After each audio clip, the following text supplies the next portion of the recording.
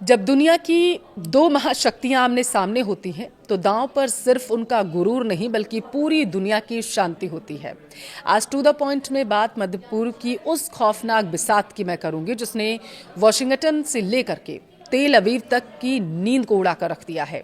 और इसे आपके लिए जानना बेहद ज़रूरी है, इसलिए वीडियो को लास्ट तक ज़रूर देखिएगा क्योंकि इसका असर जाहिर सी बात है भारत पर भी पड़ेगा। नमस्कार, आपके साथ मैं पल्लवी रविंद्र सिंह। खबर है कि ईरान ने अपनी यूरेनियम भंडारों की सुरक्षा के लिए एक ऐसा चक्रव्यूह तैयार कर लिया है जिसे भेदना अब दुनिया की सबसे बड़ी एडवांस मिलिट्री के लिए भी लोहे के चने चबाने के जैसा होगा। ईरान ने अपनी अंडरग्राउंड न्यूक्लियर साइट्स को मौत के कुएं में तब्दील कर दिया। सुरंगों के चप्पे चप्पे पर ऐसी खदानें और माइंस बिछा दी गई हैं जो किसी भी बाहरी हमले या कमांडो ऑपरेशन को पलक झपकते ही खाक में मिला सकती हैं। अब सवाल तो ये है कि ईरान इतना आक्रामक क्यों हो गया, और सबसे बड़ा सवाल, व्हाइट हाउस में दोबारा वापसी करने वाले डोनाल्ड ट्रंप इस नई चुनौती का आखिर सामना कैसे करने वाले हैं। आज मैं आपसे सिर्फ सतही खबरों की इस वीडियो में बात नहीं करूंगी बल्कि उन छुपे रहस्यों और रणनीतियों की भी बात करने जा रही हूं जिन्हें जानना आपके लिए बेहद जरूरी है। ईरान का न्यूक्लियर प्रोग्राम हमेशा से एक रहस्यमय किला रहा है। जब मैं मौत के कुएं की बात कर रही हूं तो मेरा सीधा इशारा ईरान की दो सबसे सुरक्षित जगहों की तरफ है। और ये कौन सी दो जगहें हैं? नतांज और फोर्डो। फोर्डो फैसिलिटी के एक पहाड़ के अंदर 80 से 100 मीटर की गहराई में स्थित है और अमेरिका के पास मैसिव मार्डेंस पेनिट्रेटर या फिर GBU-57 जैसे शक्तिशाली बंकर बस्टर बम है जो जमीन के बहुत अंदर तक तबाही मचा सकते हैं। और हमने देखा भी है इससे पहले ईरान में किस तरीके का उसने तांडव मचाया। अब देखिए, ईरान यह बात बहुत अच्छी तरीके से जानता है, इसलिए उसने सिर्फ पहाड़ों की गहराई पर निर्भर रहने के बजाय अब एक्टिव डिफेंस मैकेनिज्म अपनाना शुरू कर दिया है। अब नई रिपोर्ट में क्या दावा किया गया वो जानिए। नई रिपोर्ट्स और सैटेलाइट डेटा यह इशारा कर रहा है कि ईरान ने इन सुरंगों के नेटवर्क में भारी मात्रा में लैंडमाइंस और एडवांस एक्सप्लोजिव ट्रैप्स बिछा दिए थे। इसका सीधा मतलब क्या है? इसका मतलब ये है, अगर अमेरिका या इजराइल कोई भी हवाई हमला करता है या फिर इजराइल की खुफिया एजेंसी मोसाद अपने कमांडो भेजकर कोई ग्राउंड ऑपरेशन करने की कोशिश करती है, जो खैर वो करती ही रहती है, तो यह पूरा का पूरा नेटवर्क एक विशाल बम की तरह फट जाएगा। दुश्मन अंदर घुसेगा तो सही इस सुरंग में, लेकिन जिंदा वापस लौटेगा या नहीं इसकी कोई गारंटी नहीं है क्योंकि ईरान ने इसकी पूरी तैयारी करके रखी है।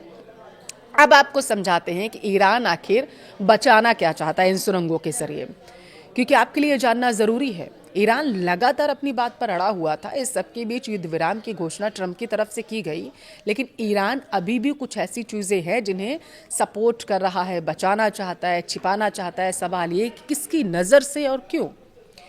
इंटरनेशनल एटॉमिक एनर्जी एजेंसी की रिपोर्ट्स लगातार या चीख चीख कर कहती रही हैं कि ईरान ने लगभग 60% शुद्धता वाले यूरेनियम का एक बड़ा भंडार जमा कर लिया था और अमेरिका इसी का विरोध कर रहा था। अगर आपको याद हो तो अमेरिका कह रहा था कि किसी भी कीमत पर यूरेनियम का इस्तेमाल नहीं करने दिया जाएगा ईरान को। अब 60% दावा किया जा रहा है कि रिपोर्ट में ईरान ने जमा कर रखा था। अब इसका मतलब क्या होगा वो मैं आगे आपको समझाऊंगी। देखिए, विज्ञान की नज़र से अगर समझे तो सिविलियन इस्तेमाल जैसे बिजली बनाने के लिए सिर्फ 3 से 5% ही यूरेनियम की ज़रूरत होती है, लेकिन जब यह आंकड़ा 60% को क्रॉस कर जाए, जैसा दावा किया जा रहा था कि ईरान ने लगभग 60% तक यूरेनियम अपने पास इकट्ठा करके रखा हुआ है, तो वहां से 90% यानी वेपन ग्रेड यूरेनियम यानी परमाणु बम बनाने लायक तक का सफर कुछ हफ्तों या फिर शायद कुछ दिनों का ही रह जाता है। और यही वजह है कि अमेरिका लगातार ईरान पर नज़र बनाए हुए था और ईरान कह रहा था कि हम परमाणु बम बनाकर रहेंगे। इस सब के बीच ये रिपोर्ट्स चौंकाने वाली हैं। देखिए, अमेरिका लगातार यह दबाव बना रहा था कि ईरान अपना संवर्धन यानी कि जो यूरेनियम उसने इकट्ठा करके रखा हुआ है उसे रोक दे और इस यूरेनियम को सरेंडर कर दे, लेकिन ईरान ने झुकने के बजाय अपनी किलेबंदी और मजबूत कर ली है। यह कदम एक साफ संदेश है। देखिए, संप्रभुता से समझौता नहीं किया जाएगा, ईरान लगातार इस बात को कह रहा था। और जिस तरीके से युद्ध पहले सीज़फायर की घोषणा ट्रंप की तरफ से की गई, फिर ये ट्रंप की तरफ से कहा गया कि अब युद्ध रुक गया है, अब युद्ध नहीं होगा, हॉर्मुज स्ट्रेट में सब कुछ ठीक है। और इस सब के बीच सुरंगों में इस तरीके से माइंस बिछा देना, पूरा इंतज़ाम कर लेना कि अगर किसी ने ईरान की तरफ आंख उठा के देखा तो उसे निस्तानाबूद कर दिया जाएगा। ये दिखाता है कि ईरान अपनी संप्रभुता से कोई भी समझौता फिलहाल करने के लिए तैयार नहीं है। ईरान का यह चक्रव्यूह सिर्फ हथियारों का नहीं है, बल्कि यह एक साइकोलॉजिकल वॉरफेयर भी है। आप समझिए।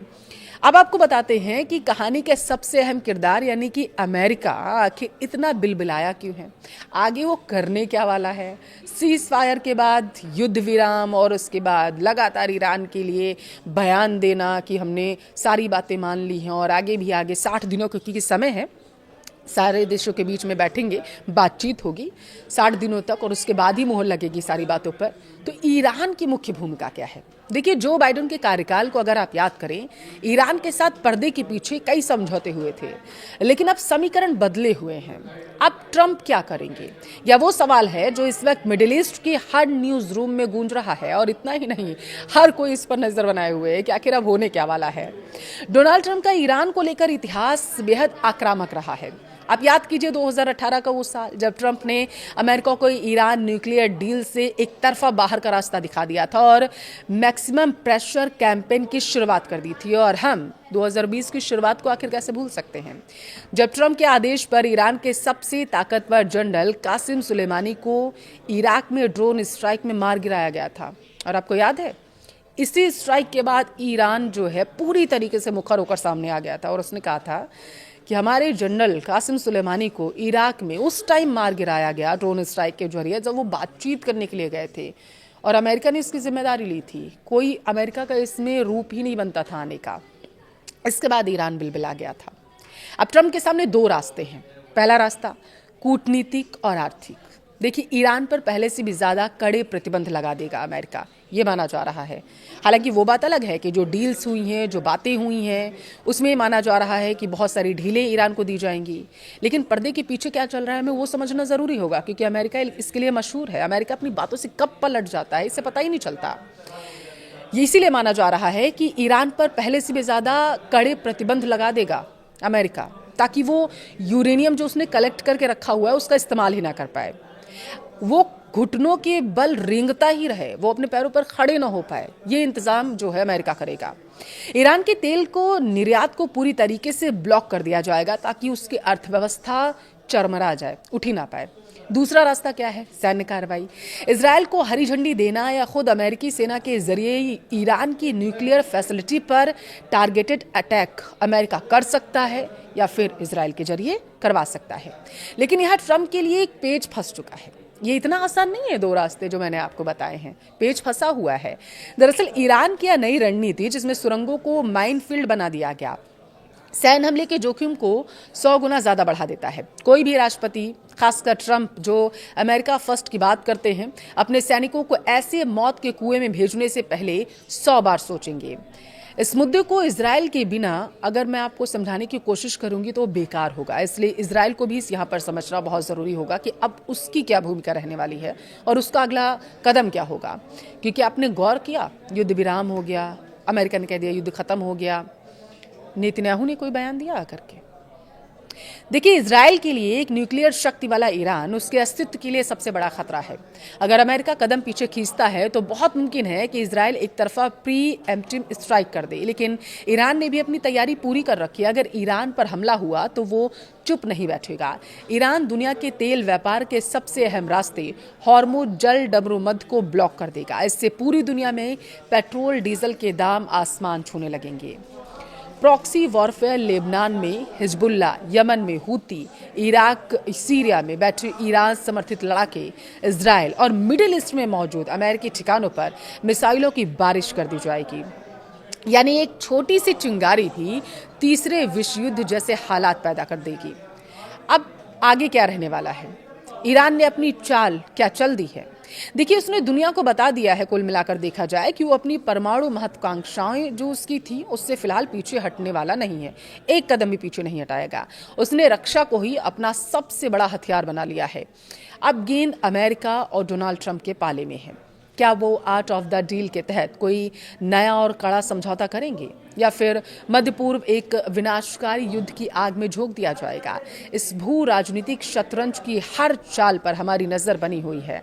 आपको क्या लगता है, क्या अमेरिका ईरान के इन खदानों से घबराकर पीछे हट जाएगा या ट्रंप कोई हैरान करने वाला कदम उठाएंगे? अपनी राय कमेंट बॉक्स में जरूर